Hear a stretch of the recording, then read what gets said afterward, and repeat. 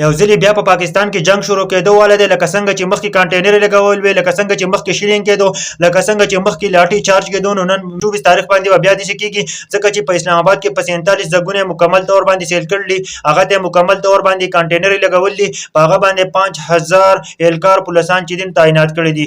ملګرو مکمل معلومات شریکوم په 24 نومبر باندې د پی ټی آی احتجاج د خو د اسلام آباد پولیس چې کومه تعینات کړه د خپل چې کوم سیټینګ کړه د هغه ته وایم په دې ویډیو کې حالات مکمل طور باندې بل شان دي، ځکه چې نیټ سرویس په مکمل طور باندې بند وي، نه په موبایل باندې سیګنل وي په ټول پاکستان کې، ځکه چې په اسلام آباد کې به د پی ټی آی احتجاج وي. ملګرو مکمل معلومات شریکوم.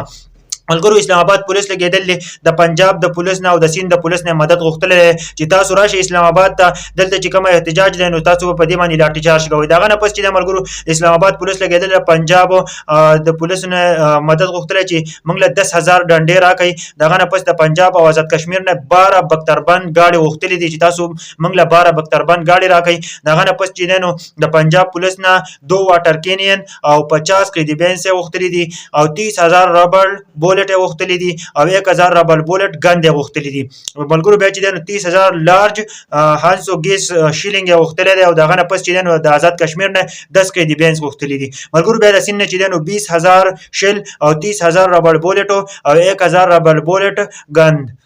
ملګرو مکمل طور باندې حالات خراب دي، ځکه چې په اسلام آباد کې یو ځل بیا د پی ټی آی احتجاج دی او د کوم حکومت چې د مکمل طور باندې د تیاری شروع کړي د ملګرو، ځکه چې پرون موږ لیدل کنه هغه د راوتی او نره تکبیر او الله اکبر د تیاری شروع کړل، لکه څنګه چې خلک د دشمن سره کوي، نو دغه چې د اسلام آباد کې هم حالات مکمل طور باندې بل شان دي چې په 24 تاریخ د پی ټی آی کوم کارکونان زینو مکمل طور باندې بدار به سره کوي، لکه څنګه چې دشمن سره کار کوي. خو په اسلام آباد کې به پولیس د عوام سره د کار کوي. نو افسوس خبره ده چې بیا یو کانټینرستان چې نو یو ځل بیا چې نو هغه یو د کار شروع کړي. افسوس خبره ده کنه چې عوام سره څوک داسي کوي.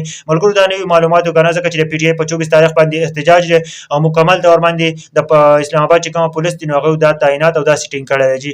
دا ویډیو ټول پی ټی آی ټایګران ته ورسوي یار، ډیر بد خبر ده. خصوصا کومه د لپاره تاسو ته وایو چې هغه چې د تیاری کړل، تاسو په خپل هم تیاری وکړئ، په تیاری سره لاړ شئ.